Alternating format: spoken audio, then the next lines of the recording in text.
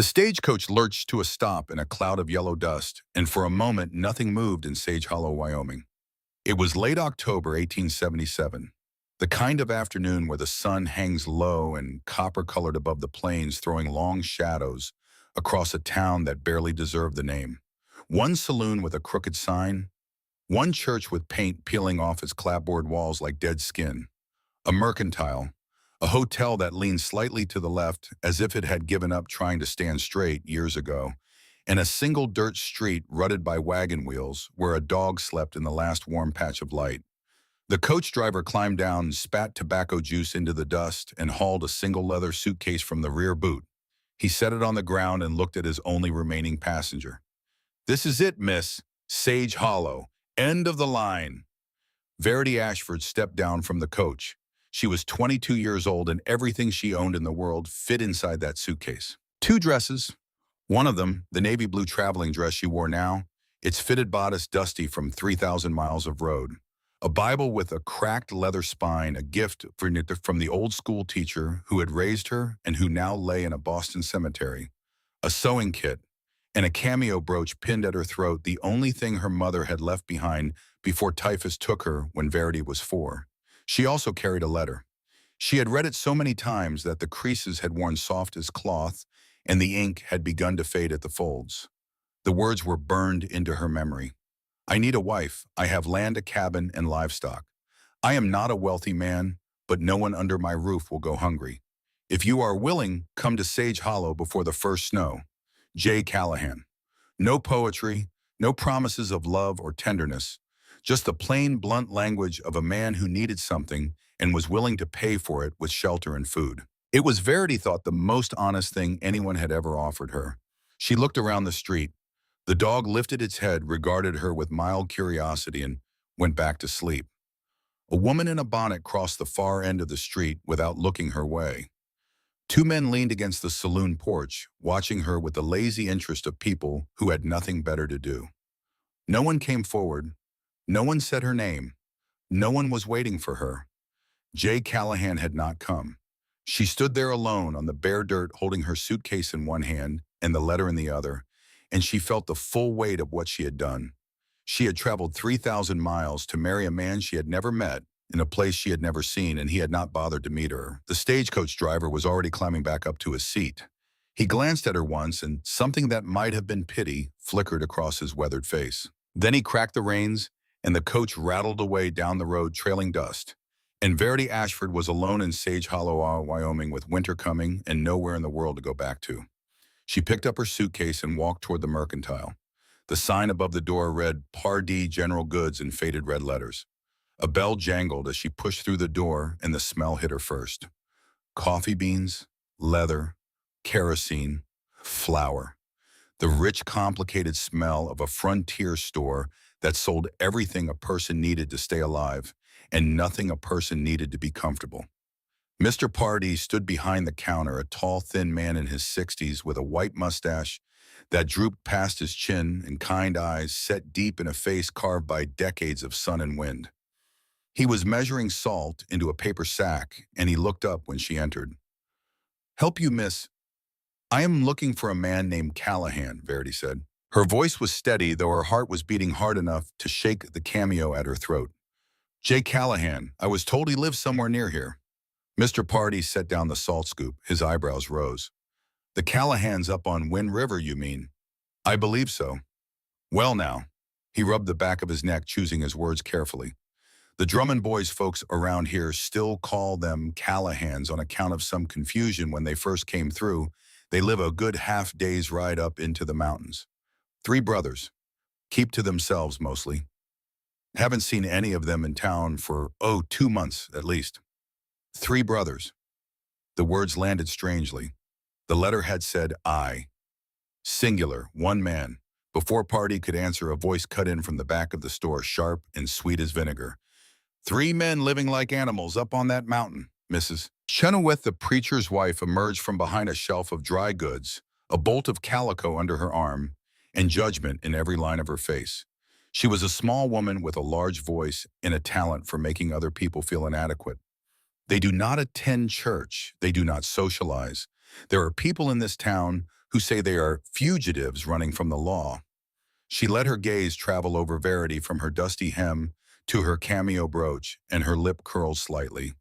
"And you are the mail-order bride, I suppose?" She said the words the way a person might say the stray cat or the charity case of Busties. Verity felt blood rush to her cheeks, but she held Mrs. Chenoweth's stare without flinching. "I am Verity Ashford," she said, "and I have come a very long way." Mrs. Chenoweth sniffed. "A young woman alone going up a mountain to live with three strange men. I cannot imagine what kind of woman would agree to such an arrangement." "The kind who has no other choice," Verity said quietly. The silence that followed was thick enough to cut. Mr. Party cleared his throat and came around the counter. "You can sleep in the storeroom tonight, Miss Ashford. I will send word up the mountain. Someone should come down by morning."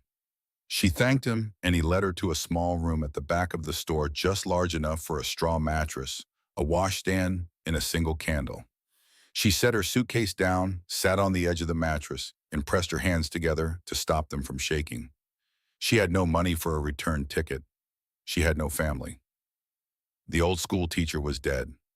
The boarding house in Boston, where she had been staying, had given her room to someone else the day she left. There was nothing behind her. There was only forward into the mountains, into the unknown, into the house of a man who had not come for her. She unfolded the letter one more time and read the words again. "No one under my roof will go hungry." It was not love. It was not even warmth. But it was a promise, and it was all she had. That night a knock came at the storeroom door. Not Party's polite tap, but a firm, deliberate knock that carried authority. Verity opened it to find a man standing in the lamplight of the store. He was tall, straight-backed, with the rigid posture of a military man. His coat was fine wool, his hat was brushed, felt, and his boots were polished to a shine that no working rancher could afford. He was perhaps 55 with iron-gray hair and a face that might have been handsome once but had hardened into something calculated and cold. His eyes were the color of slate. "Miss Ashford." He removed his hat. "Harlan Cresswell. I own the Double C Ranch, largest spread in the territory. I heard you had arrived, and I felt compelled to introduce myself." He smiled. It was a practiced smile, the kind of man learns to use the way another man learns to use a knife. "I feel it is my duty to warn you," he said, stepping closer. "The Drummond brothers are dangerous men. They came to these mountains to hide, and men who hide have reasons. Dark reasons. A young woman of your quality has no business in that cabin." Verity clutched her shawl tighter. The word quality in his mouth sounded like an appraisal, like he was estimating the value of a horse.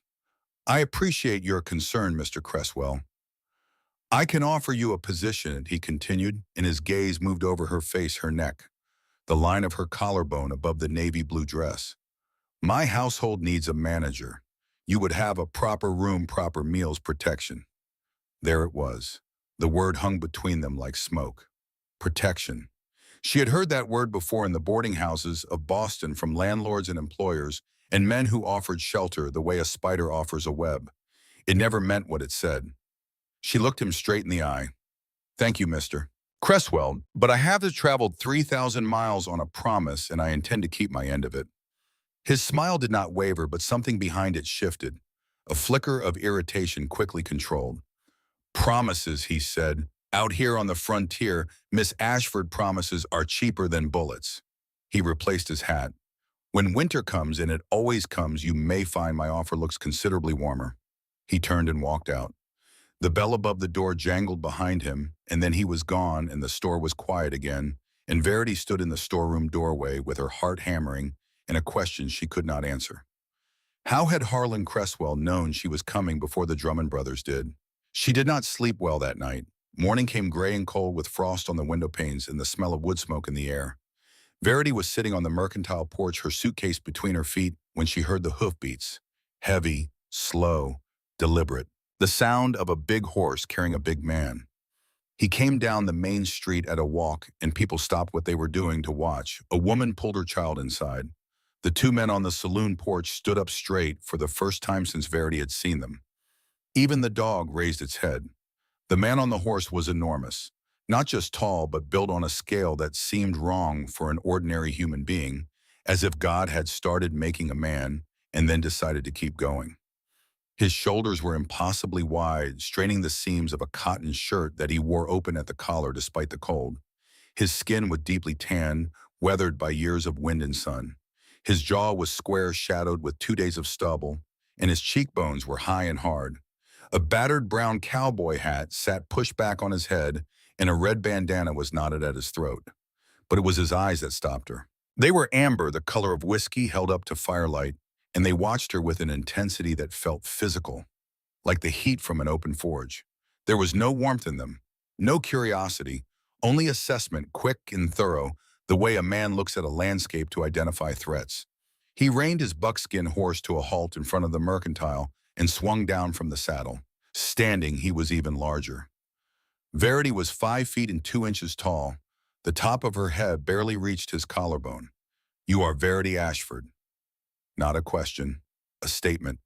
"Yes, and you are Jay Callahan." Ransom Drummond. His voice was a low rumble like distant thunder. "Get on the horse, it is a long ride." No greeting, no apology for not meeting the stagecoach. No explanation of why the letter had said Callahan when his name was Drummond. Just get on the horse. She picked up her suitcase. He took it from her hand, strapped it behind the saddle with a leather thong, and offered her his arm to mount.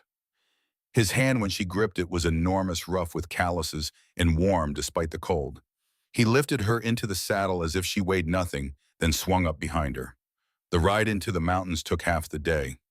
The trail climbed steeply through stands of pine and aspen, the air growing colder and thinner as they ascended. Verity sat side saddle in front of Ransom, her hands gripping the pommel, acutely aware of the solid wall of his body behind her. She could feel the heat that radiated from his chest through the thin cotton of his shirt. She could smell pine-smoked leather and clean sweat. She had never been this close to a man in her life. Her heart beat so hard she was certain he could feel it through her back. He did not speak. For the entire ride up through the switchbacks across the frozen creeks, past the stands of white birch that stood like bones against the darkening sky, he said nothing. His silence was not hostile. It was simply complete, the silence of a man who had spent years with no one to talk to and had forgotten the habit. She tried once. The letter said Callahan. Name I used. 3 words, then nothing. She tried again. How far is the cabin? Far. She stopped trying. They crested a ridge in the late afternoon and the valley opened below them. It was small, cupped between granite walls and thick forest, with a creek running through it that caught the last light and threw it back in fragments. And there at the center was the cabin. It was built of rough-hewn logs, solid and square, with a stone chimney trailing smoke and a plank porch across the front. A corral stood to one side holding 3 horses. A lean-to shed was attached to the far wall.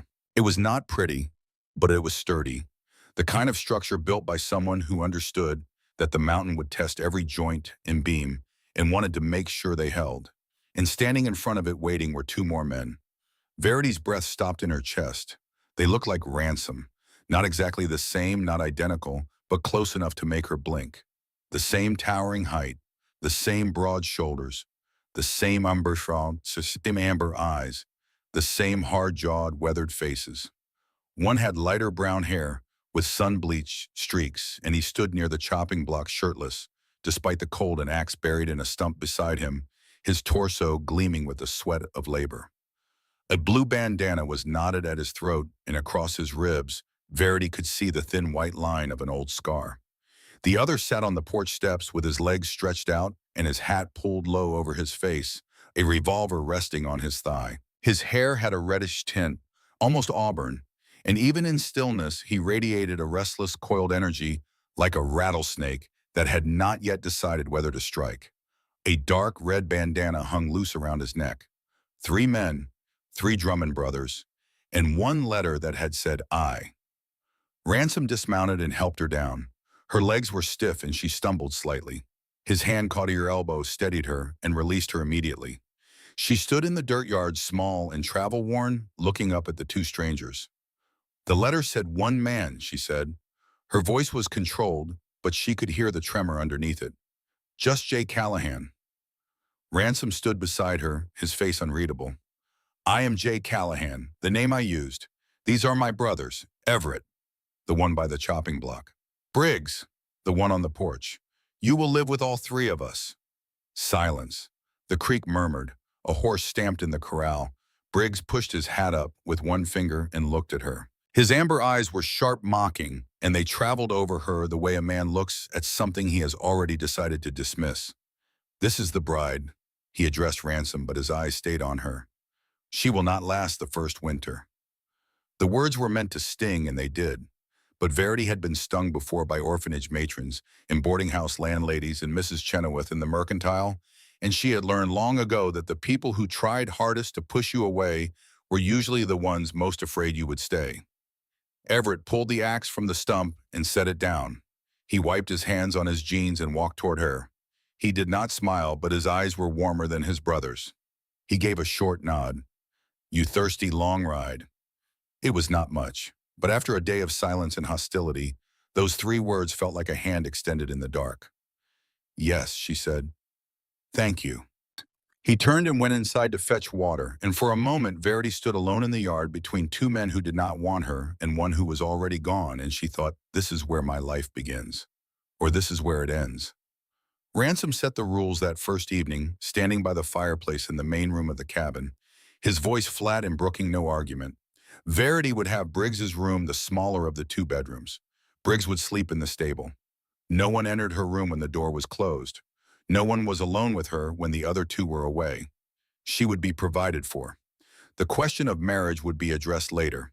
He said, addressed later, the way a man might say, "We will fix the fence when spring comes," as if marriage were a practical matter that could wait until the weather improved.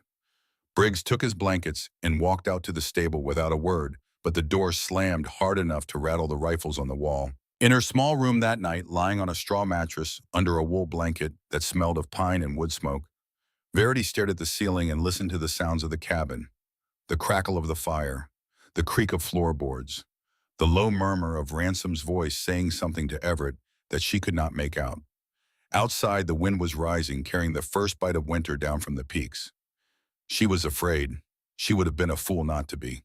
Three men, a remote cabin, no neighbors for miles, no law.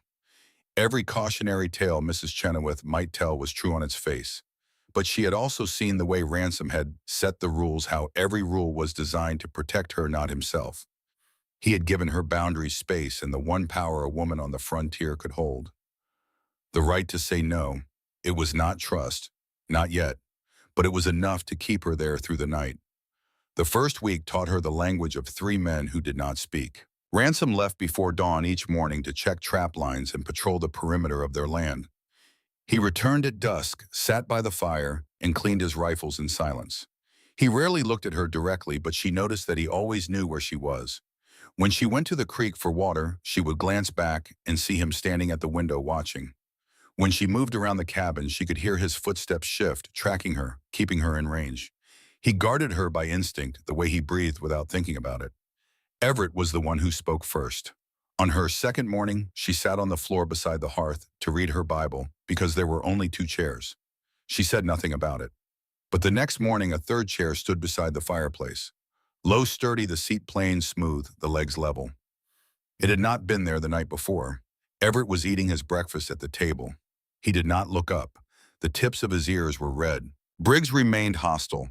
He called her Boston instead of her name, and he asked her on the second day if she knew how to cook or if they only teach you to read books and sit pretty back east. But every morning before anyone else was awake, two rabbits appeared on the kitchen doorstep, skin cleaned and ready for the pot. Briggs never admitted to leaving them. "Blue must have caught them," he would say, jerking his thumb at the lean greyhound that slept under the porch. Blue was old and half blind and could not have caught a rabbit if it sat on his nose. These were men who said nothing and showed everything. Verity began to understand that words in this world were not currency, actions were, and she began to answer in kind. She learned to cook over the open fire, badly at first. The first time she tried to fry salt pork, the smoke was so thick that Everett had to open the door, and Briggs came in from the stable coughing and said, "If she is trying to kill us, there are faster ways." But Everett showed her patiently how to control the heat. "Small fire, Miss Ashford. A big fire only burns the outside. Inside stays raw." She practiced until the food was edible, then passable, then good. She washed and mended their clothes, which were in a state of disrepair that bordered on criminal. Shirts held together by hope and twine, trousers patched with scraps of leather. She sat by the fire each evening with needle and thread, and the pile of mending became a quiet ritual, the rhythmic pull of thread through cloth, a kind of meditation. She swept the cabin, organized the shelves, and sewed curtains from a bolt of muslin that Ransom brought back from a rare trip down the mountain. He set it on the table without a word. "For curtains," he said, "if you want." 4 words. For Ransom, it was practically a speech. The cabin began to change. Not in any dramatic way, but in small accumulations that the three brothers felt even if they did not name them. Meals had a rhythm now and a smell that was not burning. Clean clothes appeared folded on each man's bed. The floor was swept. The curtains, simple and white, softened the harsh light through the windows and blocked the drafts. And in the evenings by the fire, a strange new silence settled over the cabin. Not the old silence which had been the silence of men who had nothing to say to each other. This was the silence of people who were beginning to feel dimly and without understanding that they were no longer alone. 3 weeks after Verity arrived, the first real storm came down from the peaks. She had seen snow in Boston, gray slush in the gutters, white powder on the rooftops. This was not that. This was a living thing, a wall of white that roared out of the north and hit the cabin like a fist. The wind screamed through the chinking between the logs, bending the trees outside until they groaned. Snow piled against the door and windows with terrifying speed, and the temperature dropped so fast that the water in the bucket by the hearth began to form a skin of ice. Then after dark, the wolves came. The first howl rose from the tree line, long and mournful, and so close that Verity felt it in her chest. It was a sound older than language, older than civilization, the sound of hunger and wildness in a world that did not care whether she lived or died. A second howl answered, higher pitched, from behind the cabin, then a third from somewhere to the left. They were surrounded. Verity stood in the doorway of her room, wrapped in a blanket, trembling. She was a city girl. She knew the rattle of carriage wheels on cobblestone, the cry of newspaper boys, the Sunday bells of Trinity Church. She had never heard anything like the howl of a wolf pack circling in the dark, and it reached into the deepest, oldest part of her brain and found the fear that lived there. She opened her door and stepped into the main room. All three brothers were awake. Ransom sat beside the front door, his rifle across his knees, his amber eyes bright in the firelight. He was the first line of defense. Everett was feeding logs to the fire, building it into a roar of heat and light. He was the warmth, and Briggs was in the far corner, kneeling on the floor, and what Verity saw stopped her in the doorway. The lean hound Blue lay on a folded blanket, whimpering softly, and there was blood on his hind leg where something had clawed him. Briggs held the dog's head in his lap, one hand stroking the gray fur, while the other worked a needle and thread through the torn skin, stitching the wound with small, precise movements that would have done credit to a surgeon. "Easy, Blue," he murmured.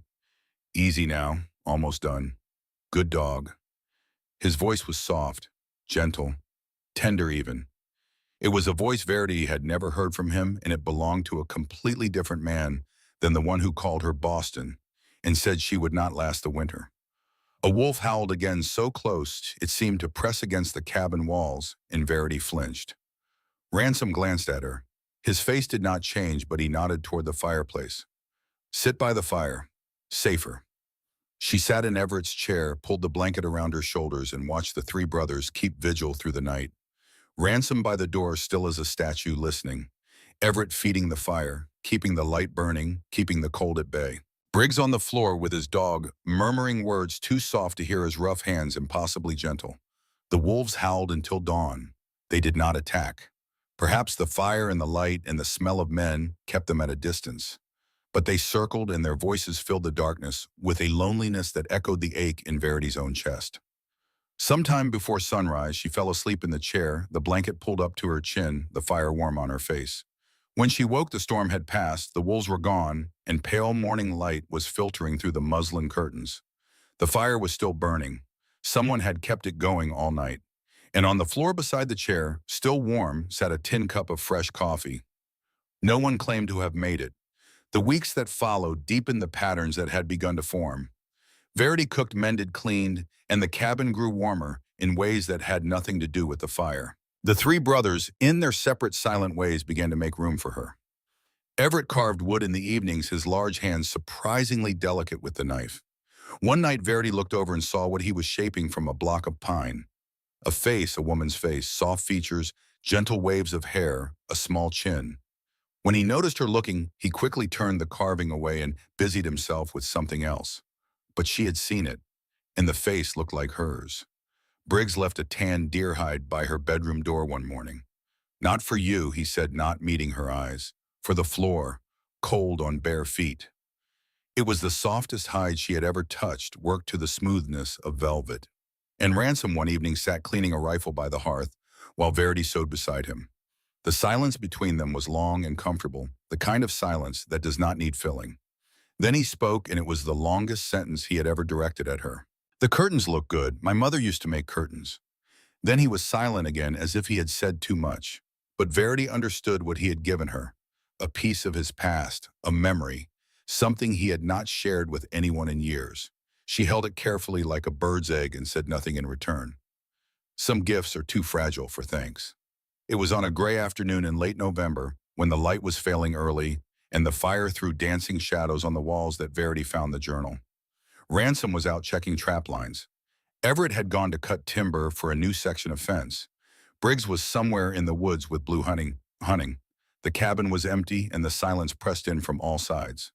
She should not have done it. She knew that. But the question of who these men really were, why they lived on a mountain, why Ransom used a false name, why Briggs drank himself to sleep on the stable floor, why Everett carved faces he would not show anyone, these questions gnawed at her.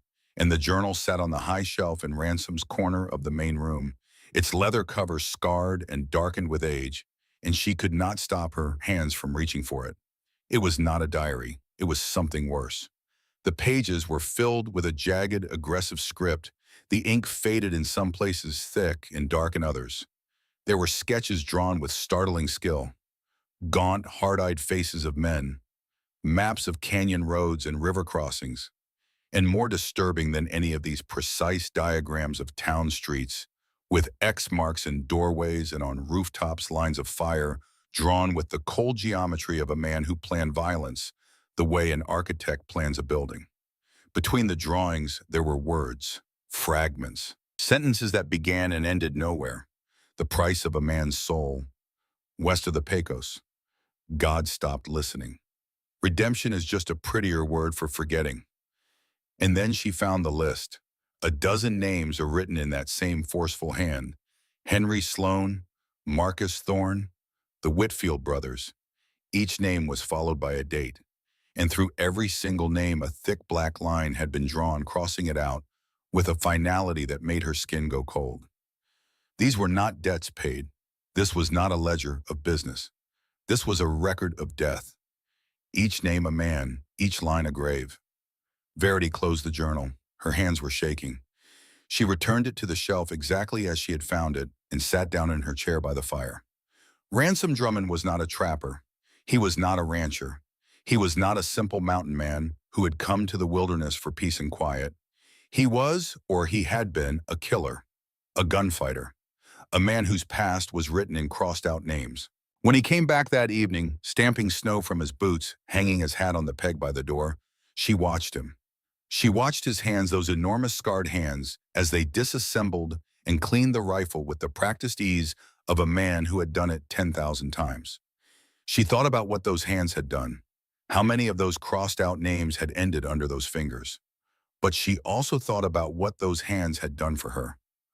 Lifted her onto a horse, steadied her when she stumbled, set a cup of coffee beside her chair in the cold morning light, brought her a bolt of muslin for curtains. She was afraid. She would have been a fool not to be. But she did not run. And in the days that followed, as the snow deepened and the cold tightened its grip and the cabin shrank to the size of their small, strange, impossible world, she carried that knowledge inside her like a stone in her pocket, heavy and sharp and impossible to put down. She was living with a man who had killed other men, and she was beginning, despite everything, despite all sense and caution, and the warnings of every reasonable voice in her head, to feel safe with him. That was the most frightening thing of all. The truth about the journal could not stay buried. Verity had changed, and Ransom, who read people the way other men read trail signs, noticed immediately. It was in the way she watched his hands now. Not with curiosity, but with a new awareness, a careful attention to the way they moved, the way they rested on the arms of his chair, the way they wrapped around his tin cup of coffee. She had always watched him. That was nothing new. But before her watching had been the watchfulness of a woman trying to understand a stranger. Now it was the watchfulness of a woman who had seen something she could not unsee. He knew. She was certain of it. A man like Ransom Drummond did not survive 9 years as a fugitive without learning to read the smallest shifts in the people around him. He saw the change in her eyes, the way she stiffened slightly when he walked past her, the way her gaze lingered on the shelf where the journal sat. He knew, and he waited, and the waiting filled the cabin with a pressure that grew heavier with each passing day. It broke on a Tuesday evening. Everett and Briggs had gone to check the far trap line, a task that would keep them out until well after dark. The cabin was quiet. The fire crackled and hissed. Ransom sat in his chair, sharpening a skinning knife on a whetstone, the rhythmic scrape of steel on stone the only sound. Shk, shk, shk. Verity sat opposite him, mending a tear in one of Everett's shirts. Her hands were not steady. The needle kept slipping. "You read my journal." His voice came without warning, flat and certain, cutting through the silence like the knife he held. She set the shirt down. There was no point in lying. "Yes." Shk, shk. The scraping continued for 3 more strokes, then it stopped. Ransom set the knife in the whetstone down on the hearth, slowly, deliberately, the way a man sets down something dangerous. "You had no right.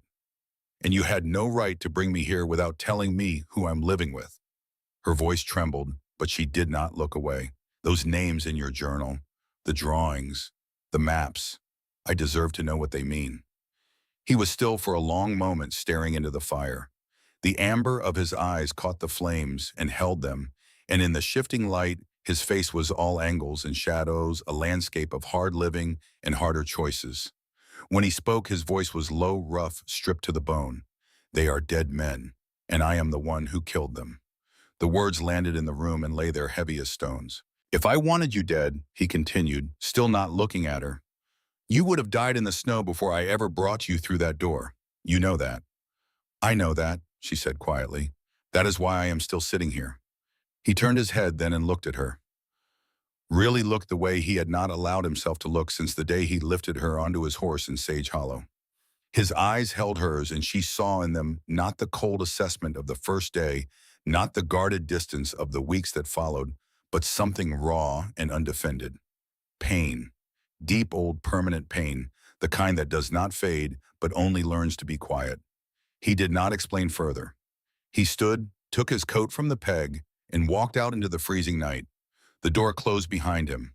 Not slammed, just closed. But the sound of that closing was heavier than any sound Verity had ever heard. She sat alone by the fire, her hands folded in her lap, and she thought about the contradiction of the man who had just walked out. A killer who made her coffee every morning. A fugitive who had given her the only bedroom.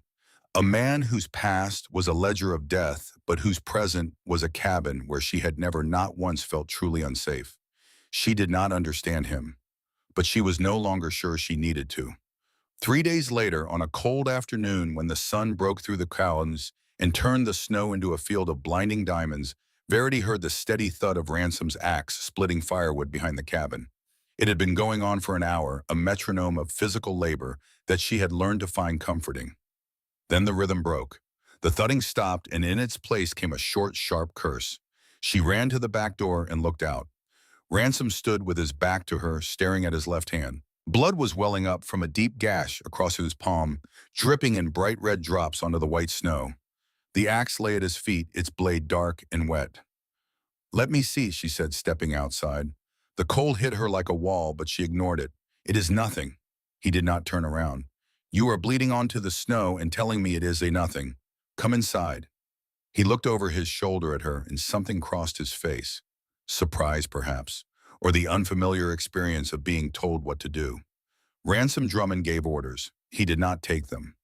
But something in her voice, the firmness of it, the refusal to be dismissed, made him follow her inside without another word. He sat in his chair by the fire. She knelt in front of him, took his hand in both of hers, and began to clean the wound with a cloth dipped in warm water. His hand was enormous in hers. Rough scarred the knuckles thick with old calluses, the fingers powerful enough to bend iron. It was a hand that had swung axes, pulled triggers, and done things she could only imagine from the pages of his journal. And now it lay in her small, white, gentle hands, and she washed the blood away with careful, methodical strokes. She was aware of everything. The heat from his body close enough to feel through her dress, the smell of pine sap leather and clean sweat, the sound of his breathing controlled but not quite steady. She could feel the tension in him, the rigid control he held over himself, as if her touch were testing the limits of something he kept locked away.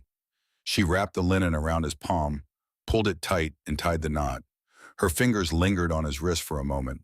One moment too long. She looked up. He did not look away. His amber eyes met hers, and for the first time the mask was gone. There was no coldness, no assessment, no distance. There was only a raw, unguarded vulnerability that made her breath catch in her throat. It was the look of a man who had been alone for so long that he had forgotten what it felt like to be touched with gentleness, and the memory of it now returned was almost more than he could bear. The moment stretched between them, thin as barium, as high as spider silk, heavy as the world. Then it broke. He pulled his hand away, stood up, and walked to the far side of the cabin. He turned his back to her and stood there staring at the log wall, and the invisible barrier between them was back in place, solid and impenetrable. But they both knew it had cracked, and cracks once made do not close. From the doorway, Everett watched it all. His jaw tightened. He turned without a word and went outside, and a moment later, the sound of axe on wood resumed harder and faster than before, each blow carrying a weight that had nothing to do with firewood. Verity did not know, could not have known, that Everett Drummond had been falling in love with her since the day he built her a chair. The mornings grew colder. Ice formed on the inside of the windows, and the creek froze solid enough to walk on. In the small world of the cabin, the four of them moved around each other with a heightened awareness that made every accidental touch significant and every silence loud. Verity found herself learning each brother's language without meaning to. She learned that Everett expressed everything through his hands. When he worried about the food supply, he carved. When he was content, he whistled softly through his teeth while he worked. When he was angry, he built something, a shelf, a stool, a repair that did not need making his hammer blows, landing with a precision that was almost violent. She learned that Briggs hid tenderness behind hostility, and that the fiercer his words, the more he was trying not to feel. She noticed that he had stopped calling her Boston. He called her nothing at all now, as if he could not find a word that fit. She noticed the book he thought he was hiding, a worn copy of Walt Whitman's Leaves of Grass, tucked beneath his blankets in the stable. She noticed that the rabbits on the doorstep were always cleaned more carefully than they needed to be, as if the act of preparing food for her required a standard of care that he would never admit to. And she learned that Ransom was watching her. Not the way he had watched her in the first weeks, the watchfulness of a man monitoring a potential threat. This was different. She would be stirring the stew pot or pinning a curtain or reading by the fire, and she would feel the weight of his gaze on her like a hand on her shoulder. When she looked up, he would turn away immediately, his expression closed. But she had seen it. She had seen his eyes before the mask came down, and what lived behind that mask was not indifference. One morning before dawn, when the sky was the color of cold ash and the cabin was still dark, Verity rose quietly and stepped onto the porch to breathe air that did not smell of smoke and bodies and the close, complicated warmth of three men. Briggs was on the porch steps.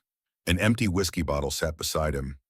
He was staring out at the snow, and his face, the face that was always hard, always mocking, always armored, was empty, not peaceful, not calm, empty in the way a house is empty after everyone has left and no one is coming back. He did not know she was there. Verity sat down beside him. She did not speak. She did not touch him. She simply sat, and they watched the dawn together in silence as the sky turned from gray to rose to gold. After a long time, Briggs spoke. His voice was hoarse, scraped raw. "You should not be here." "Why do you say that?" "Because people like me, people like us, we only drag down the things we touch. You do not know anything about me, Briggs Drummond, and you do not get to decide for me." He turned and looked at her. It was the first time he had truly looked at her, not with mockery, not with dismissal, but with the full weight of his attention, And in those amber eyes, wild and wounded, she saw something that made her chest ache. A lost boy. A boy who had done something terrible and had been running from it ever since, not away from the law, but away from himself, he did not explain. He turned back to the snow, but after that morning the hostility drained from him like water from a cracked vessel. He did not become warm overnight. That would have been false. But the edges softened. He stopped leaving the room when she entered. He began to clear the dishes after meals, a small act that from Briggs Drummond amounted to revolution. And one night when she caught him reading The Whitman by the stable lantern, he did not hide it. He just looked at her, and the corner of his mouth twitched in something that was not quite a smile, but was closer to one than anything she had seen from him before. Then the great storm came. It arrived in the dead heart of winter, in the deepest cold, and it came not as weather, but as wrath. The wind did not blow. It attacked. It screamed down from the peaks with a sound like 1,000 voices raised in fury, and it struck the cabin with a force that made the log walls shudder and groan. The first casualty was the door. A gust of wind, sudden and savage, caught the heavy plank door and ripped it clean off its leather hinges. It sailed into the snowdrift and vanished. Instantly the storm poured in. Snow and ice and freezing air flooded the cabin, extinguishing the candle and driving the temperature toward death. Ransom moved first. He seized the heavy table with both hands and shoved it into the doorway, creating a crude barricade. Verity grabbed blankets, clothes, anything she could find, and stuffed them into the gaps around the table. Everett was already assessing the chimney where the force of the wind had driven snow and loose stones down the flue, partially blocking it. Smoke began to fill the room. Briggs took command of the fire. He killed the flames in the main hearth to stop the cabin from filling with the smoke, then built a small new fire on the flat hearthstones in the center of the floor, using the broken remains of a storage crate for fuel. It was a small, desperate flame, but it was life. The cabin plunged into near darkness. The only light came from the guttering fire and a single candle that Everett managed to shelter from the wind. The cold was a living predator, stalking through every crack and gap, patient and relentless. They had no choice, Omar's. The rules that Ransom had set, the careful distances, the separate spaces, the boundaries that had kept them all sane and proper. None of it mattered now. What mattered was heat. What mattered was the simple animal imperative to stay warm enough to keep breathing. They gathered around the small fire, wrapped in every blanket and fur the cabin possessed. And when the blankets were not enough, when the cold continued to seep through, and the wind continued to howl, and the fire continued to shrink, they did the only thing left to do. They shared the warmth of their own bodies. Verity lay at the center, Ransom behind her, his broad back to the ruined door, his body a wall between her and the storm. Everett in front of her, his arm pulling the furs higher, tucking them close around the group. And Briggs on the outside at the coldest edge between them and the wind that screamed through the chinking, his body the last shield, the final barrier. They lay there in the darkness, four people who had been strangers 4 months ago, pressed together by necessity, and something else. Something none of them would have named, and Verity felt the warmth slowly return to her fingers, her toes, her face.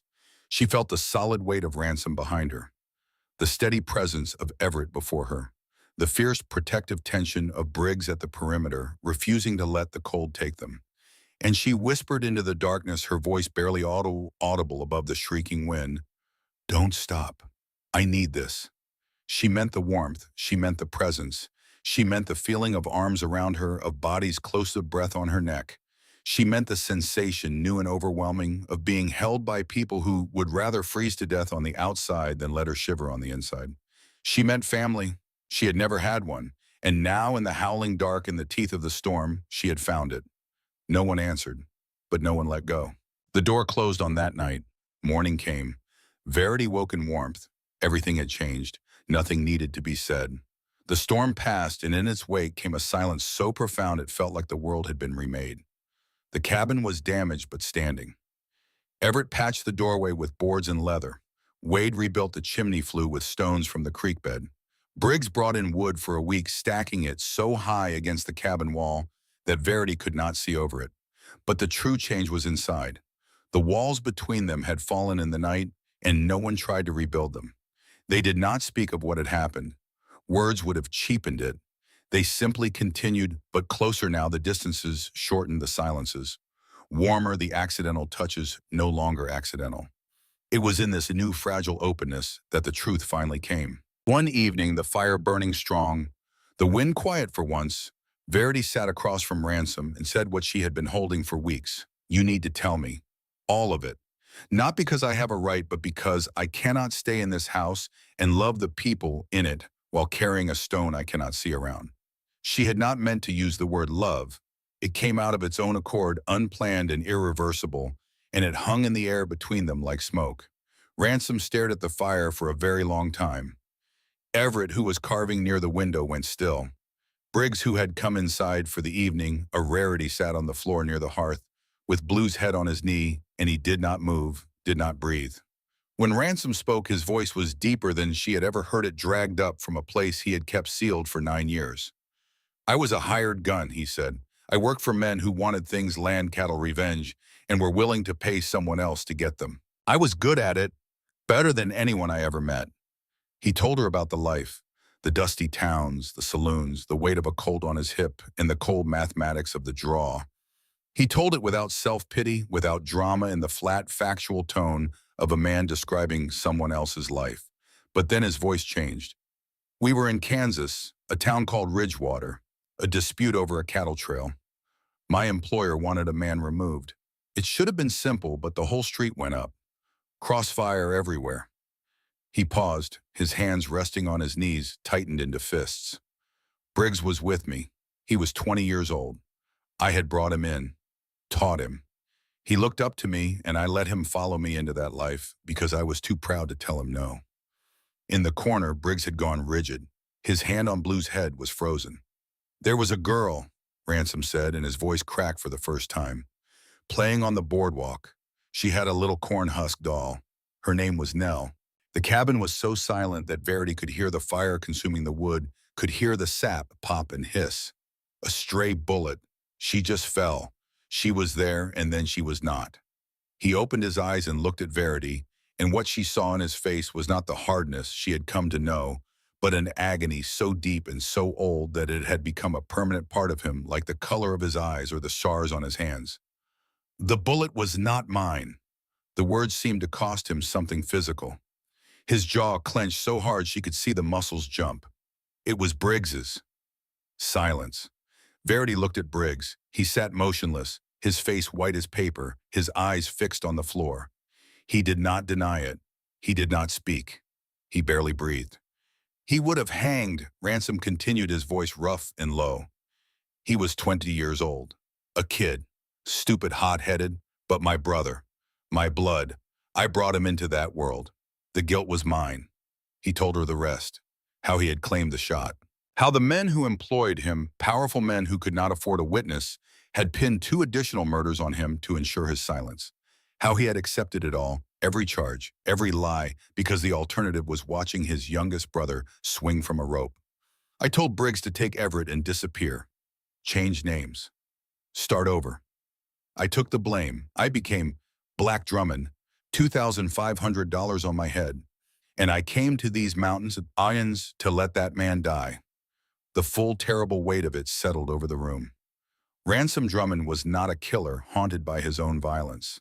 He was a man who had traded his name, his freedom, his entire life to save his brother. The bounty, the legend of Black Drummond, it was a lie built on the most selfless act Verity had ever heard. She looked at Briggs. Tears were running silently down his face. He did not wipe them.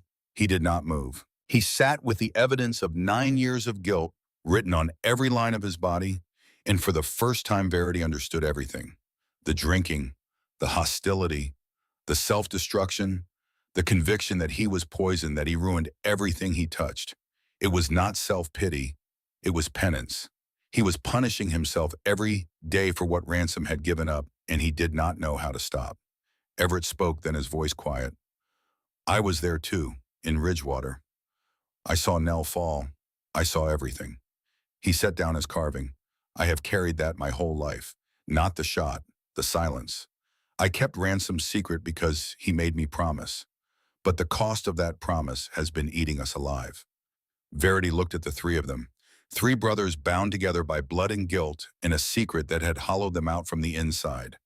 3 men who had fled to a mountain to die slowly because they could not find a way to live. She stood up, crossed the room, and knelt beside Briggs. She took his rough hand in both of hers.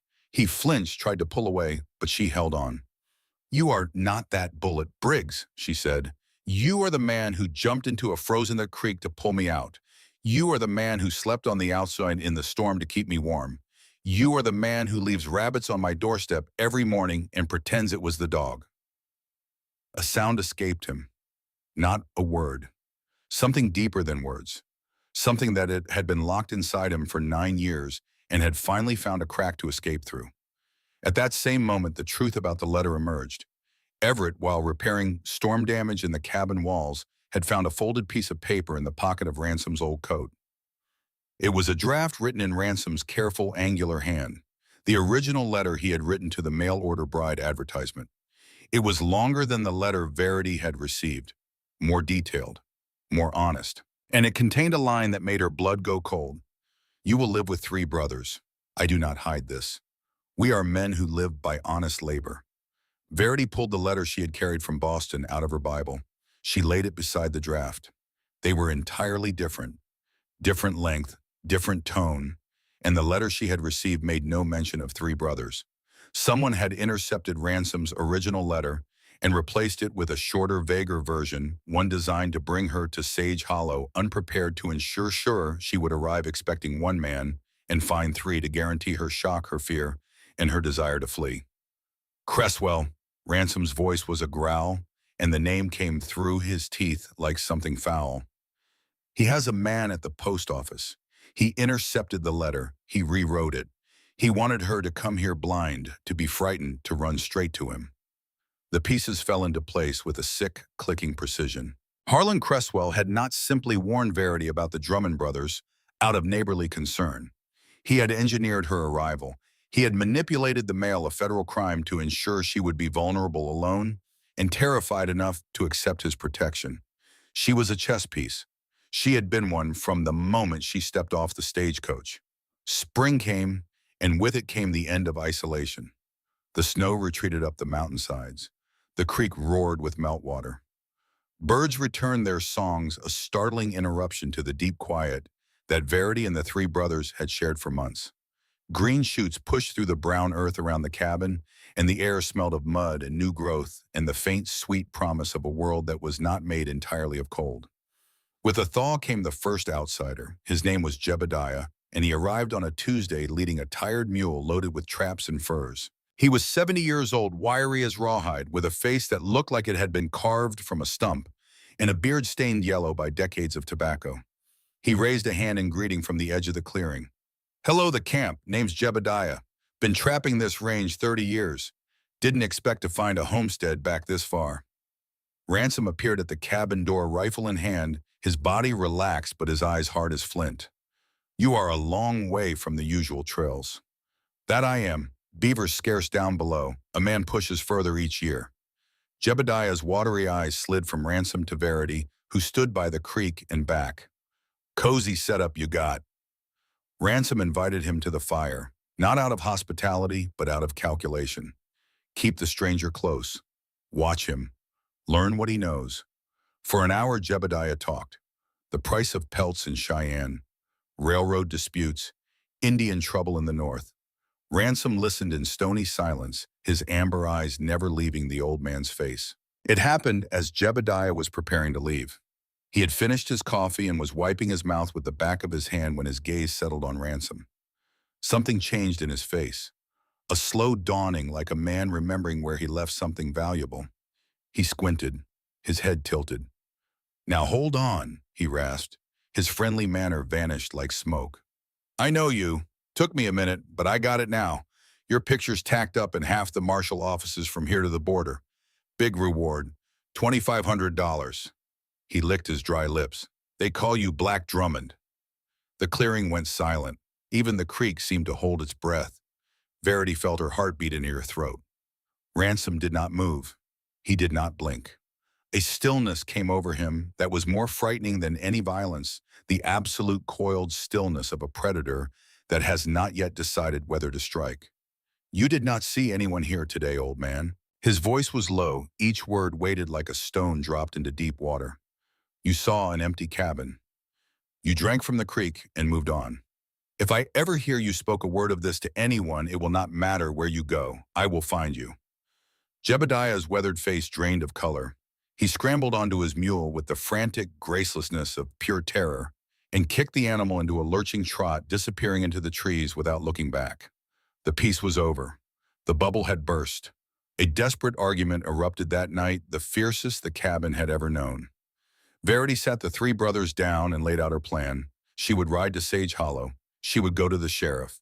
She would file a formal accusation against Harlan Cresswell for intercepting federal mail, a crime that carried serious consequences. She would testify about the attack she had survived, about Cresswell's manipulation, about his control over the pass road, and she would seek a review of the charges against Ransom.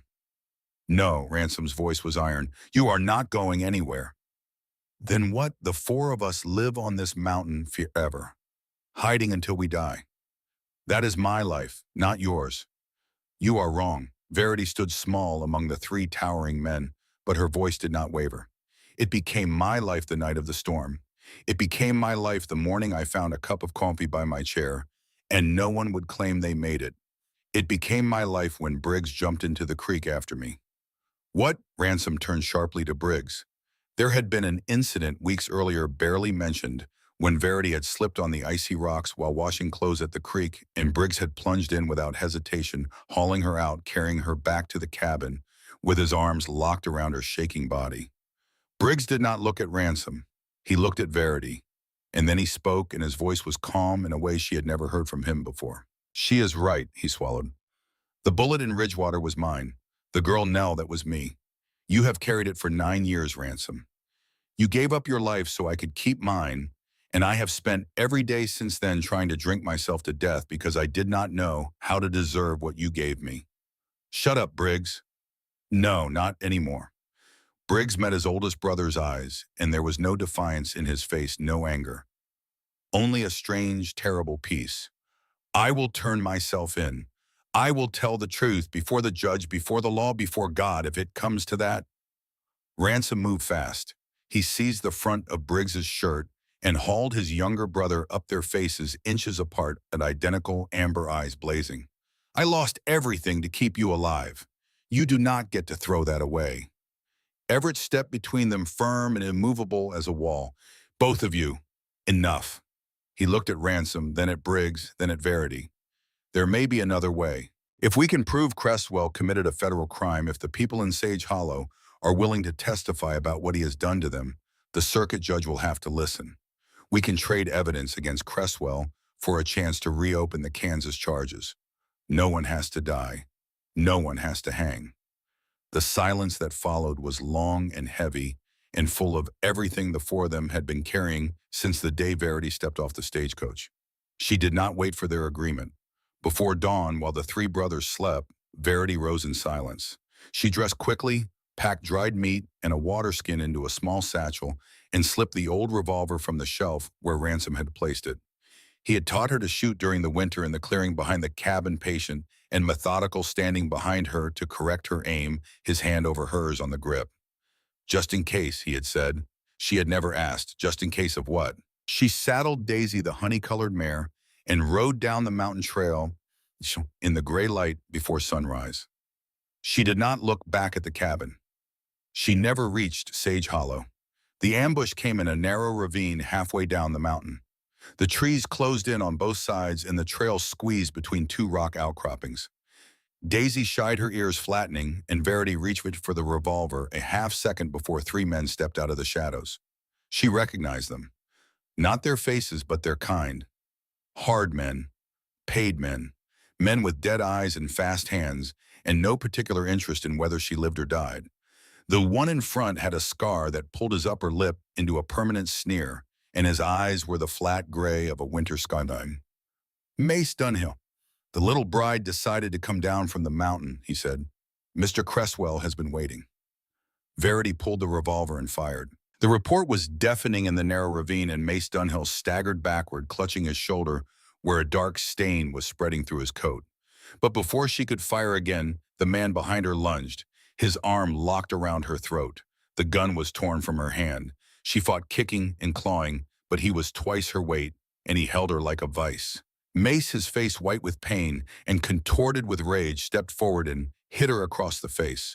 Not a slap, a blow delivered with the flat of his hand hard enough to snap her head sideways and split the skin on her cheekbone. The world went white, then black, then white again. "Stupid girl," he snarled. He drew his own pistol and pressed the muzzle under her chin. "Cresswell does not need you alive. He just needs you quiet." Then everything went dark.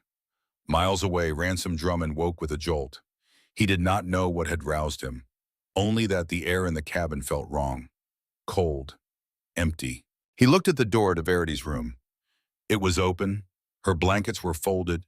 Her coat was gone. He was on his feet before his mind had finished processing what his body already knew. Her satchel was missing.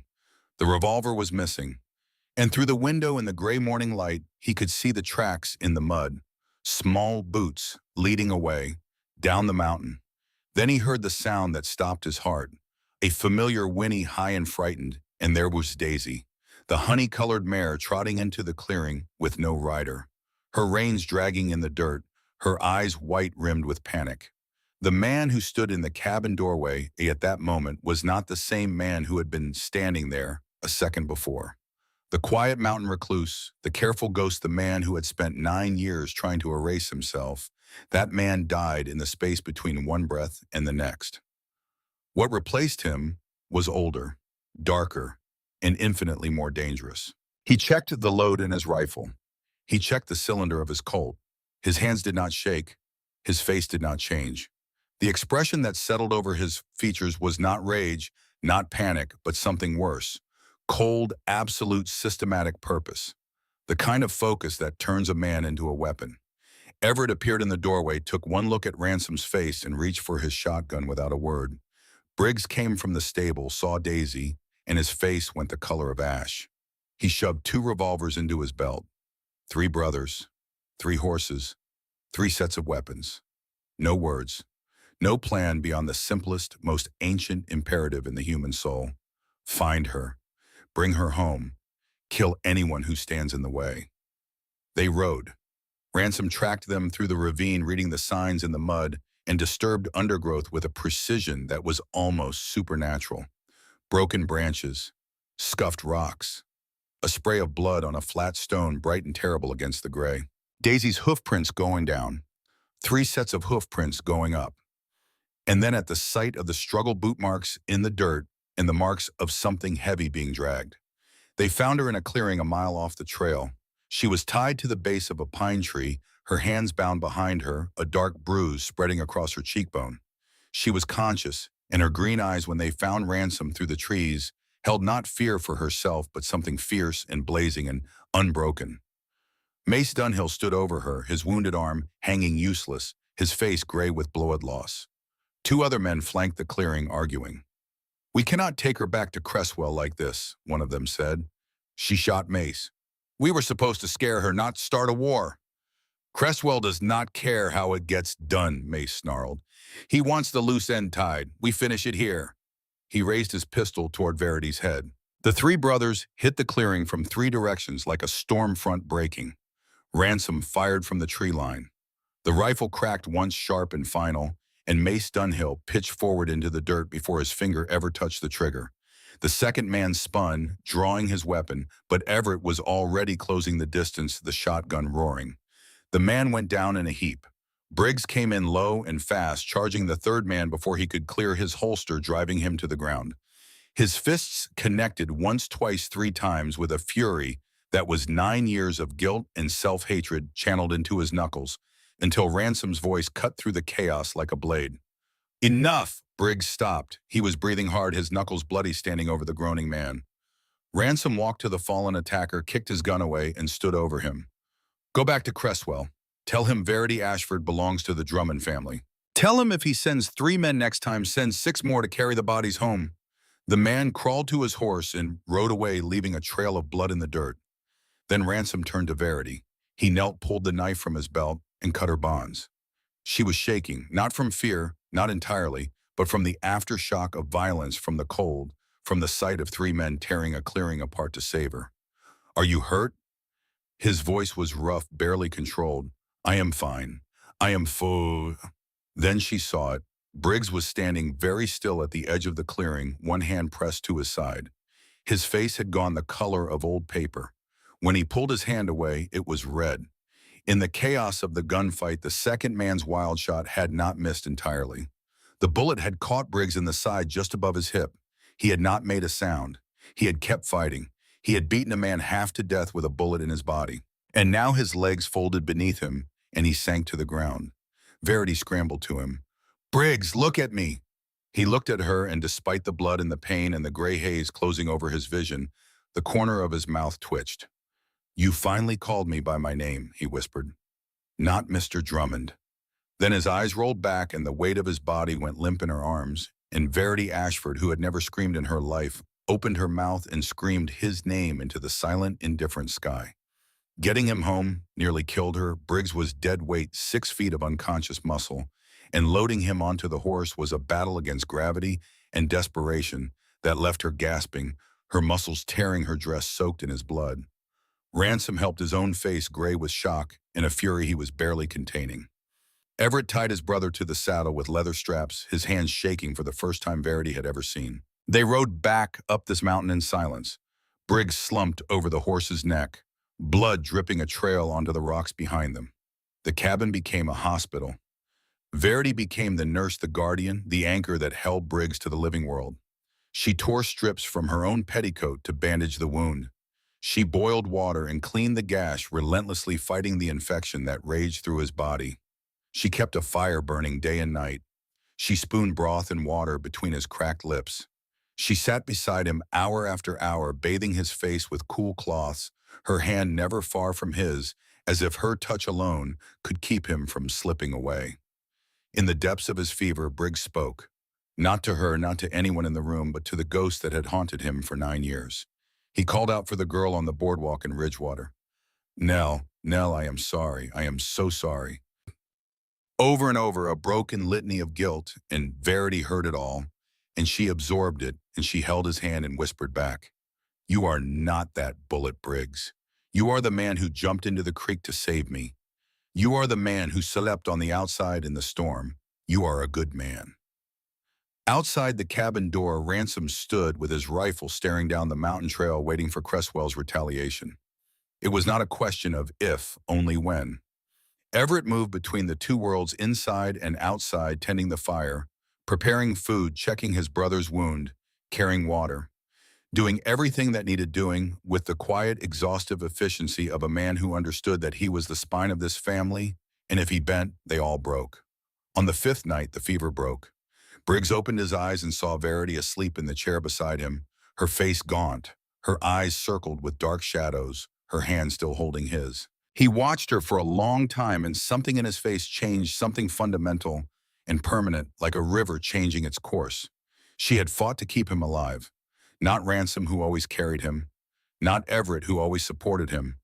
But this woman, this small, fierce, impossible woman, who had arrived in a dusty navy blue dress with a cameo brooch in a suitcase full of nothing, and who had, without permission, without invitation, without any right at all, made herself the center of their broken world and held it together by sheer force of will. She stirred, her eyes open. When she saw him looking at her, a smile broke across her exhausted face, and it was the most beautiful thing he had ever seen. "Welcome back," she whispered. And Briggs Drummond, who had not allowed himself to believe he deserved anything good in 9 years, felt the first crack in the wall he had built around his heart. Not because he chose to let it crack, because she had simply refused to let it stand. Briggs Drummond did not die easily.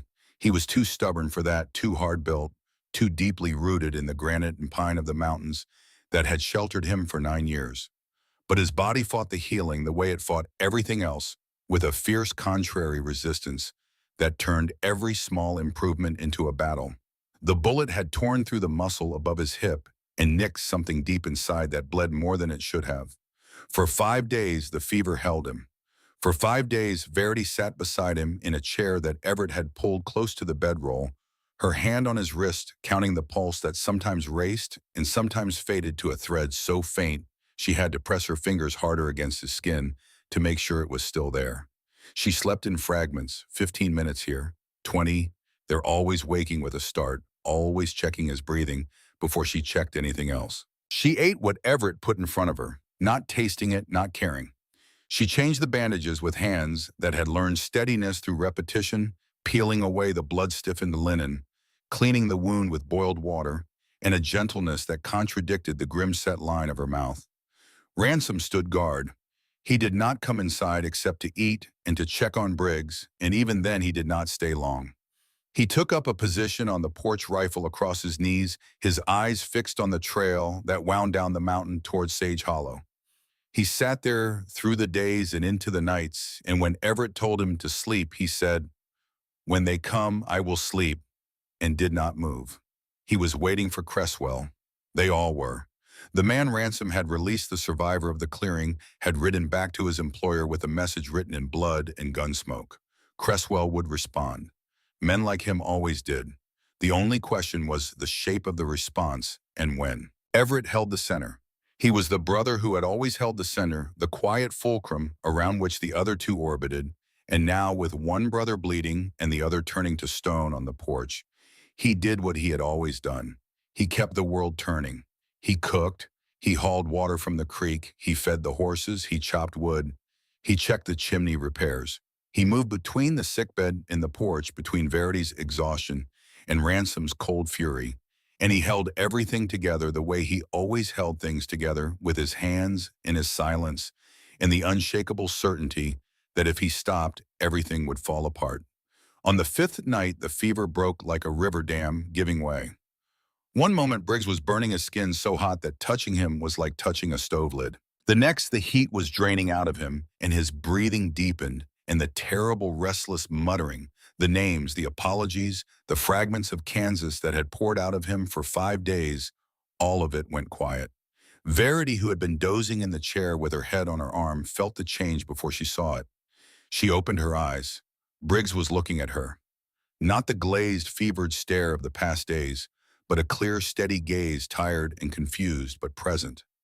Alive. "Welcome back," she whispered, and the tears she had refused to shed for 5 days came all at once, silent and hot, running down her cheeks and falling onto the hand she still held. He tried to speak. His voice came out as a croak. "How long?" "5 days." He looked around the small room, at the pile of bloody bandages in the corner, at the basin of water on the floor, at the hollows under Verity's eyes. He looked at the hand she held. Her small fingers wrapped around his scarred knuckles, and something moved across his face that was too large for words.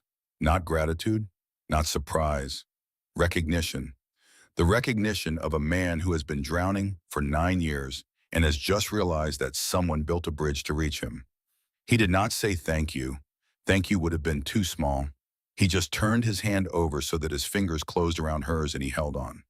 When Briggs was strong enough to sit up and take broth without help, Verity called the gathering she had been planning since the night of the storm. She sat the 3 brothers down around the rebuilt hearth, poured coffee, and looked at each of them in turn. Ransom leaning against the wall with his arms crossed, his face closed. Everett sitting forward in his chair, his elbows on his knees, his expression thoughtful. Briggs propped against a pile of furs, pale but alert, his side still bound in bandages. "We cannot stay here," Verity said. Her voice was quiet but carried the authority of someone who has made a decision and will not be moved from it. "Jebediah knows who Ransom is. Cresswell's man knows where we are. If we stay, they will come. If we run, they will follow. There is only one direction left." "Back," Ransom said. It was not a question. "Back. To Sage Hollow, under the sheriff. To the circuit judge." Ransom shook his head, a single decisive movement. "The law is not our friend. The law does not have to be your friend. It just has to be better than the alternative. And the alternative is dying on this mountain." Briggs spoke then, and his voice, still hoarse from the fever, carried a calm that none of them had ever heard from him. It was the calm of a man who has stared at the ceiling for 5 days with nothing to do but think, and who has finally, after 9 years, arrived at the place he has been avoiding. "I will tell the truth," he said, "about Ridgewater, about Nell, about the bullet. It was mine. Jesse took the blame, but it was mine, and I have let him carry it long enough. Ransom pushed off the wall and his body coiling with the old protective fury. I did not spend 9 years as a ghost so you could throw your life away. You spent 9 years as a ghost so I could have a life, Briggs shot back, and for once his voice did not crack. And I have wasted every day of it, drinking, hiding, punishing myself because I did not know how to deserve what you gave me. That is done. You hear me, Ransom? That is done. The two brothers stared at each other across the firelight, identical amber eyes locked in a contest that went deeper than stubbornness, all the way down to the bedrock of who they were to each other. Oldest brother and youngest, protector and protected, the one who carried and the one who was carried. And for the first time, the one who was carried was trying to stand. Everett broke the silence. His voice was measured, practical. The voice of a man who builds things and therefore understands the importance of a solid foundation. Listen to me, both of you, if we bring evidence that Cresswell tampered with federal mail, that is a federal crime, serious enough to bring the U.S. Marshal, not just the local sheriff. If the people in Sage Hollow testify about what Cresswell has done, how he controls the pass road, how he threatens anyone who challenges him, that is leverage. Real leverage, Victon.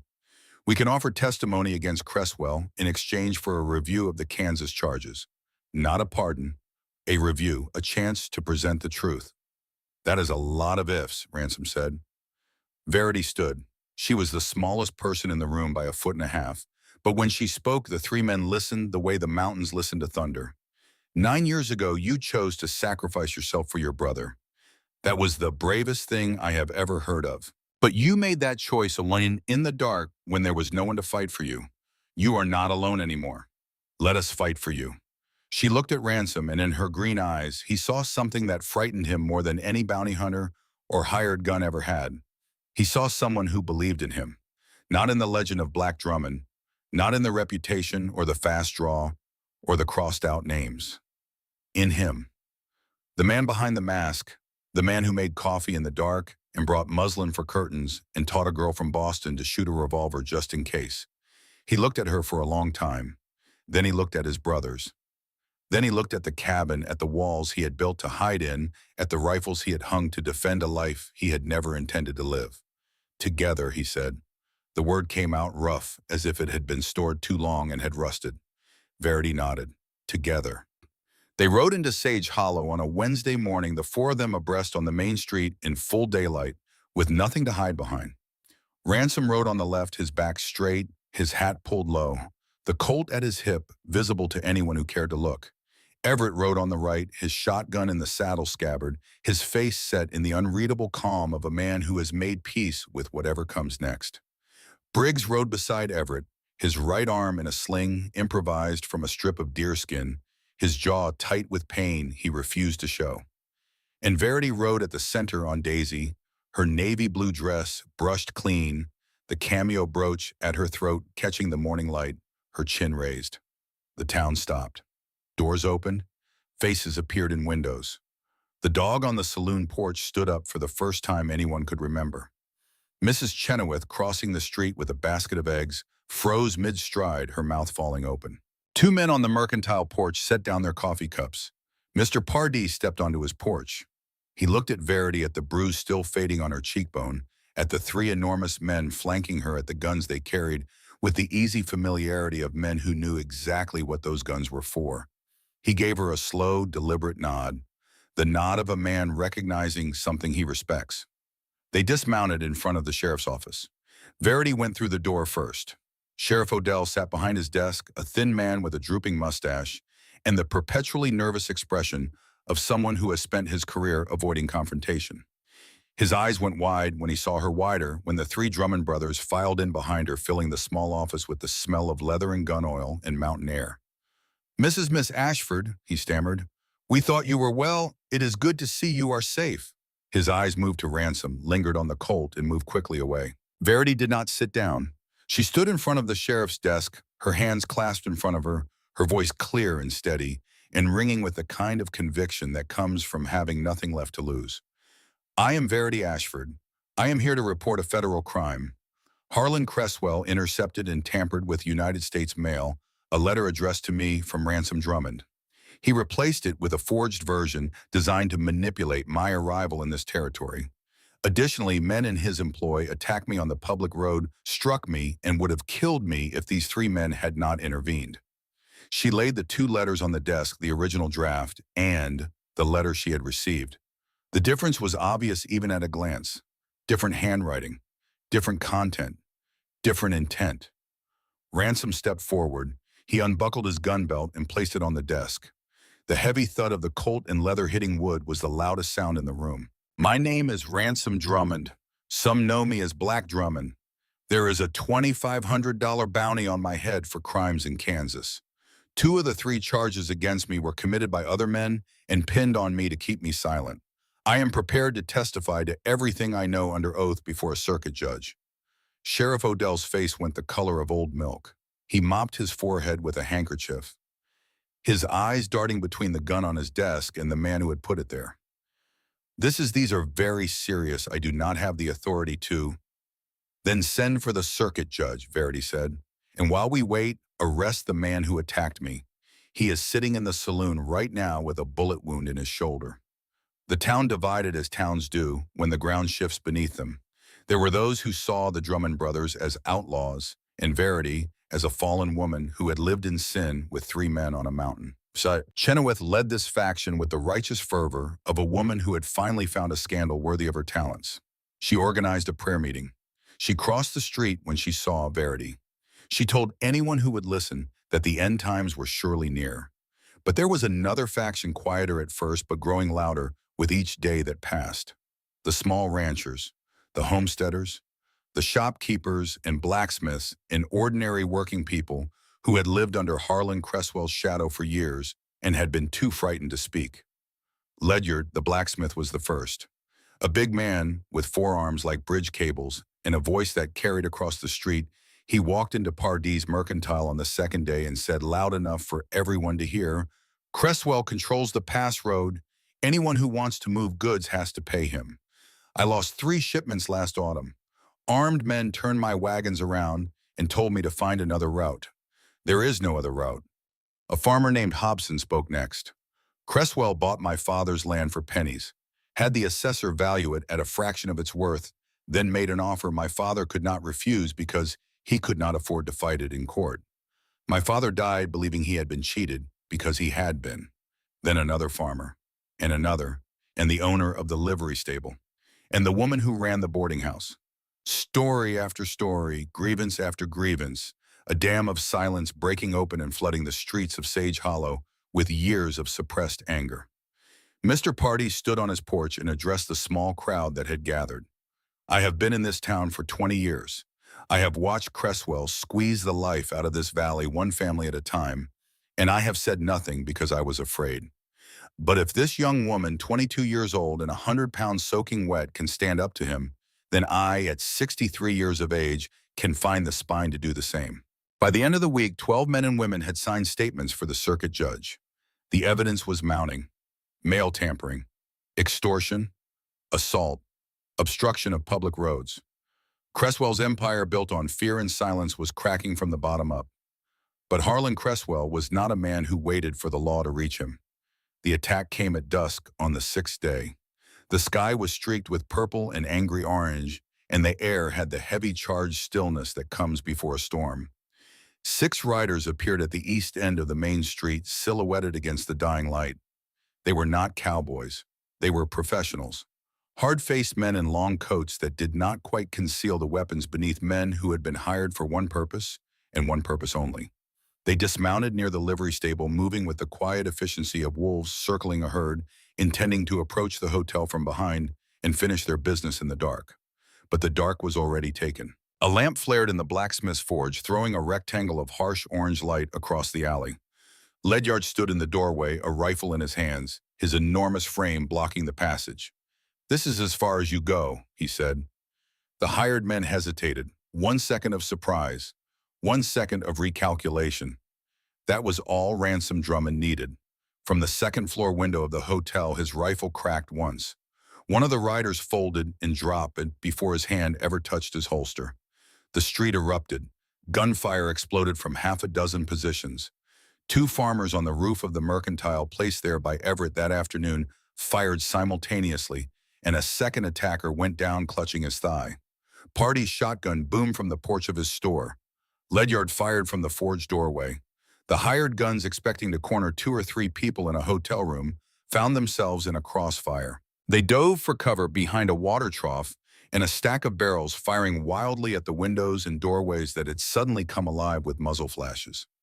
Ransom fired from the upper window with the cold mechanical precision of a man who had spent his life learning to put bullets exactly where they needed to go.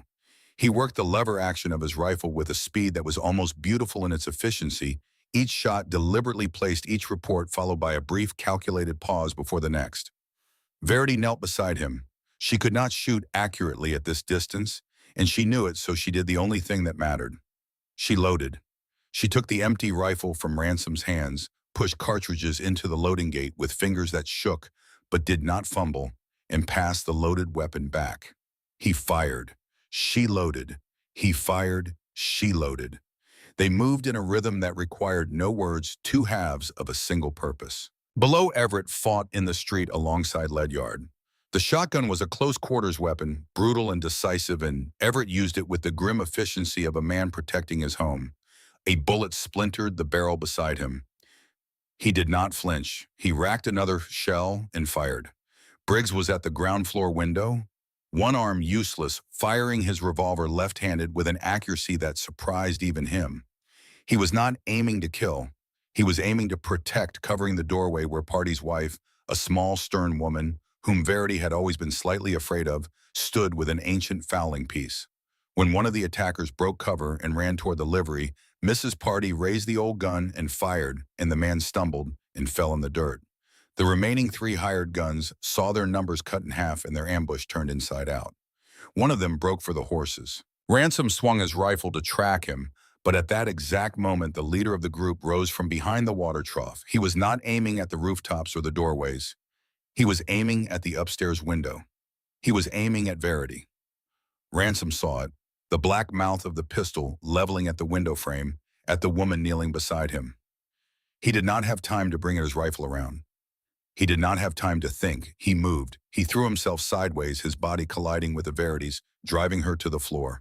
The report of the pistol below and the impact of the bullet arrived at the same instant.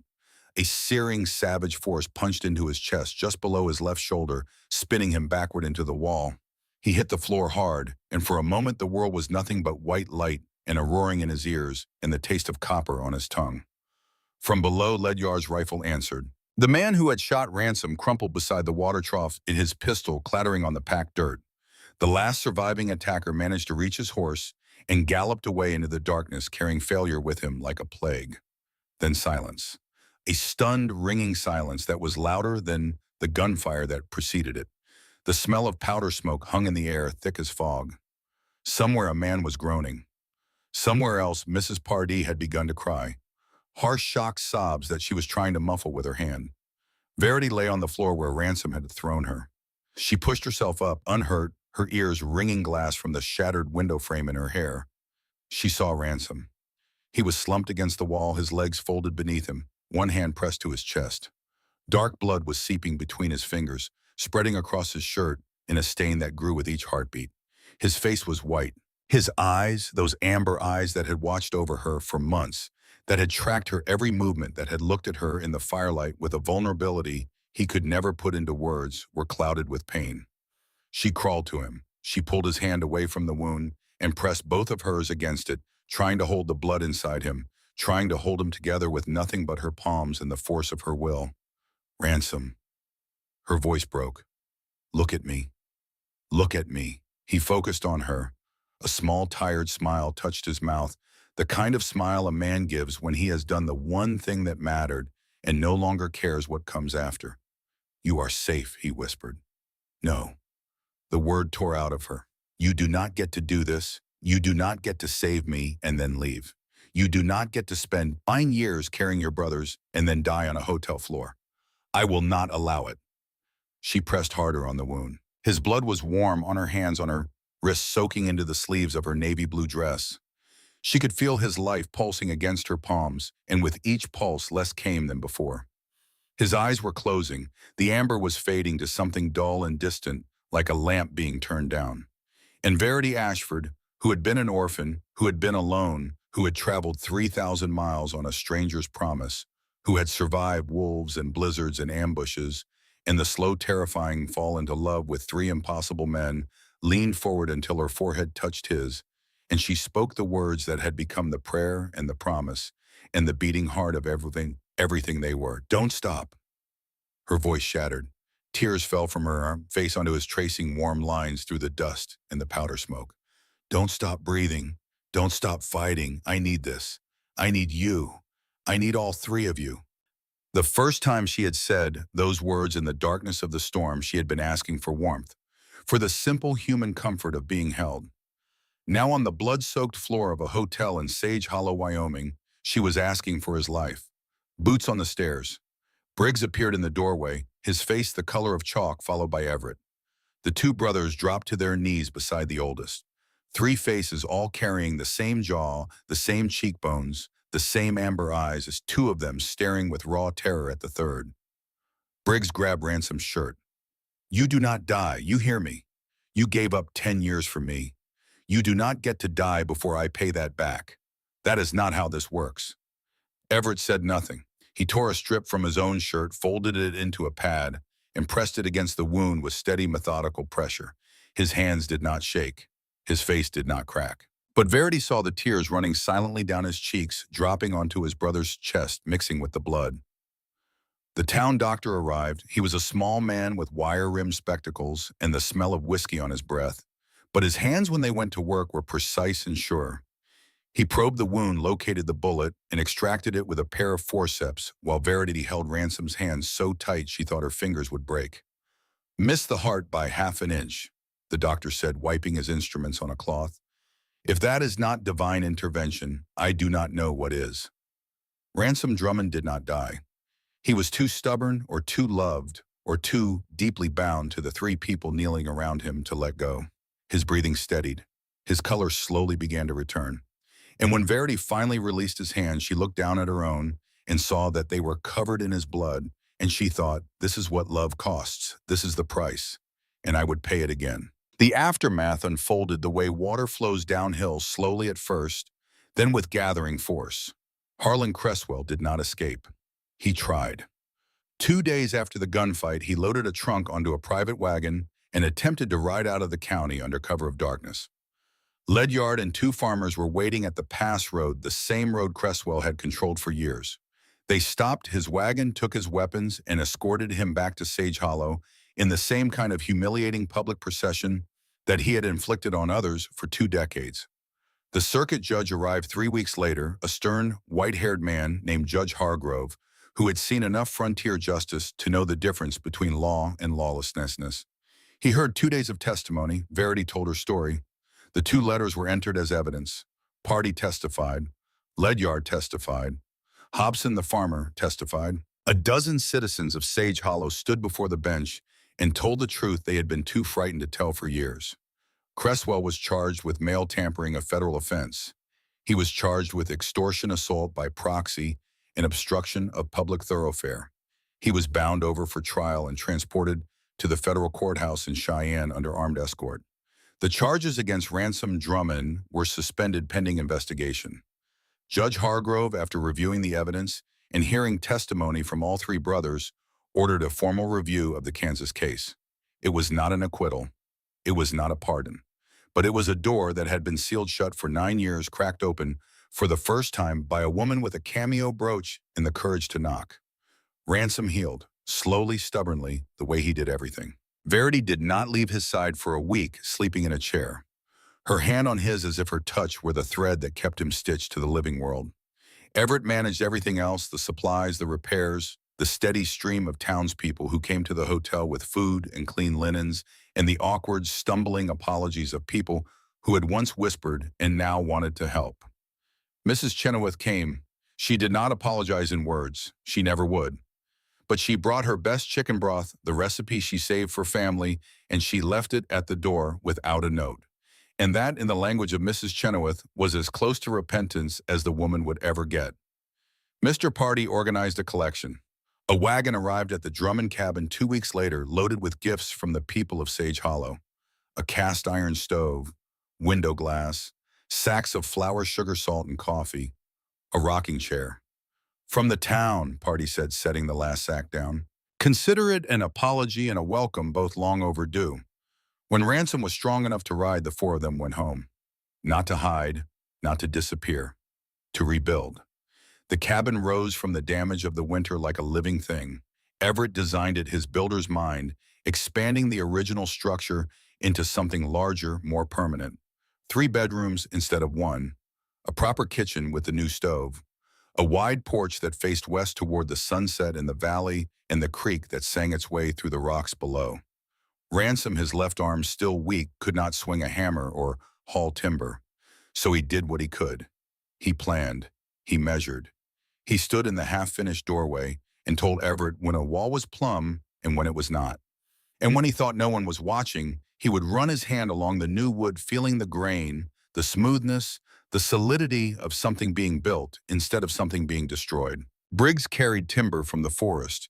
His wounded side healed into a scar that would ache in cold weather for the rest of his life.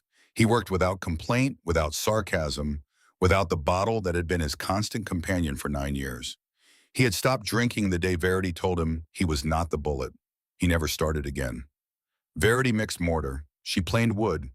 She hung the new curtains, white muslin, in the kitchen, blue calico in the bedrooms. Her hands, the soft, pale hands of a Boston orphan, were calloused now, roughened by axe handles and saw grips in the honest, transformative labor of building a home. The cabin that stood when they finished was not just bigger than the one that had come before. It was different in kind. The old cabin had been a hiding place, a bunker, a place to disappear. This one had windows. It had a porch.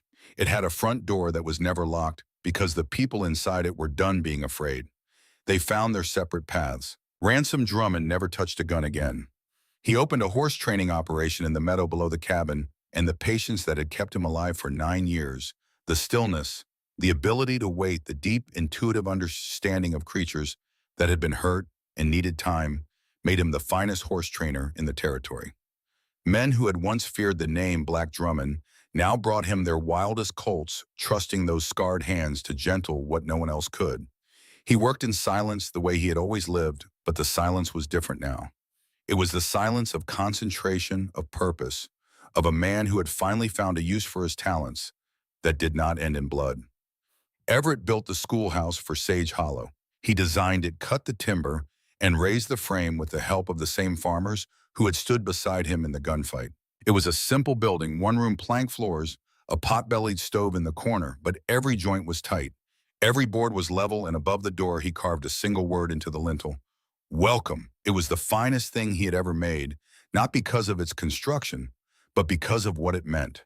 For the first time in his life, he had built something not for himself, not for survival, but for the future. The chair he had made for Verity, the one with roses carved into the armrests, still sat beside the cabin fireplace. It was her most treasured possession, more than the cameo brooch, more than the Bible, because the chair was proof that someone had seen her sitting on the floor and, without being asked, had built her a place to sit. That was what love looked like, she had learned. Not grand gestures, not declarations. A chair made in silence, offered without explanation. Briggs changed the most. The wild, self-destructive, alcohol-soaked fury that had defined him for 9 years burned away, and what emerged from the ashes was something none of them had expected: gentleness. He used his knowledge of the mountains to guide immigrant families through the pass, leading their wagons along trails he knew by heart, making sure they had water and shelter and safe passage. He charged nothing. When asked why, he would shrug and say, "Somebody has to know the way." The Whitman book, the tattered copy of Leaves of Grass that he had once hidden under his pillow in the stable, now sat on the shelf in the main room beside Verity's Bible and a growing collection of volumes that Pardee shipped up from Cheyenne. And every week Briggs rode down to the schoolhouse and read to the children. His deep, rough voice, the voice that had once been used only for mockery and self-loathing, now told stories of mountains and wild horses and the sound of wolves in the winter night. And the children sat cross-legged on the floor and listened with wide eyes and open mouths. They called him Uncle Briggs. He pretended to hate it. His eyes said otherwise. Verity opened the school. 12 students, the sons and daughters of the ranchers and farmers and shopkeepers who had stood in their doorways with rifles and chosen the right side. She taught them reading and writing and arithmetic, and she taught them something else, something that was not in any textbook. She taught them that a person's worth is not determined by where they come from or what has been done to them or what the world says about them when they are not in the room. She taught them by example. The mail-order bride, the orphan, the woman who had walked into a cabin full of armed strangers and refused to leave. She was no longer Miss Ashford or the mail-order bride or that woman who lives with those men. She was Mrs. Drummond, the school teacher, a pillar of Sage Hollow. Years passed, the cabin grew, a second corral went up for the horses ransom trained. Everett added a workshop behind the cabin where he built furniture on commission, his reputation spreading as far as Cheyenne. Briggs planted a vegetable garden that he tended with the same fierce attention he had once given to hunting, and the sight of the former wild man of the mountains on his knees in the dirt arguing with a tomato plant was one of the quiet miracles of Sage Hollow. They split their time between the mountain and the town, spending weeks in the solitude they all cherished and weeks in the community that had claimed them as its own. The whispers about them faded not because the story became less interesting, but because the reality replaced the gossip. People saw the school teacher correcting papers by lamplight. People saw the horse trainer working a colt in the early morning mist. People saw the builder carrying lumber for a new church addition. People saw the hunter reading Whitman to children. The legend of Black Drummond became just another story in a territory full of stories, and the truth, which was quieter and less dramatic and infinitely more powerful, took its place. One evening years later, the first snow of the season came to the mountains. It arrived softly without wind, in flakes so large and slow they seemed to hang in the air before settling. The world went white and silent, the way it does when the sky decides to forgive the earth for another year. The cabin stood in the valley, smoke curling from the rebuilt chimney, lamplight warm in the windows. The rifles were gone from the walls. In their place hung shelves of books, pressed wildflowers in simple frames, and Everett's wood carving of Verity's face, the one he had once hidden, now displayed with quiet pride above the mantel. The porch faced west, toward the sunset and the peaks. Verity sat in the rose-carved chair, her back resting against Ransom's legs. He sat behind her, one hand resting on her shoulder, the other holding a cup of coffee, his scarred fingers wrapped around the tin. He did not speak. He rarely did. But the weight of his hand on her shoulder said everything his words never could. Everett sat beside them on the bench. He had built a small block of pine in his hands, his knife working steadily, shaping something that would become a horse or a bird or a gift for one of the school children. He hummed softly through his teeth, a tuneless, contented sound that Verity had come to associate with peace. Briggs sat on the top step, his long legs stretched down toward the yard. Blue old now, his muzzle silver, lay at his feet with his chin on his paws. A book was open on Briggs's knee, but he was not reading. He was watching the snow fall over the valley, over the horses in the corral, over the garden he had planted, and his face, the face that had once been hard and haunted and full of a pain he could not name, was still. Not blank, not empty. Still, the stillness of a man who has finally stopped running. The snow fell, the fire crackled inside the cabin, and the smell of baking bread drifted through the open door. Somewhere down the valley, a horse nickered softly. The silence between them was not the silence of strangers. It was not the silence of people who have nothing to say. It was the silence of people who have said everything that needs saying and have arrived after a journey measured not in miles but in scars and second chances at a place where words are no longer necessary. It was a silence full of bread and wood smoke and the turning of pages, full of the distant sound of the creek running clear and cold over the stones, full of the memory of storms survived and wounds healed, and a night when a woman whispered into the darkness, "Don't stop. I need this." Full of the steady, quiet, unbreakable beating of four hearts. Finally, truly home. Thank you so much for listening to this story. We would love to connect with you, so please comment below with where you are listening from. Subscribe to our channel and share your thoughts. Your support means the world to us.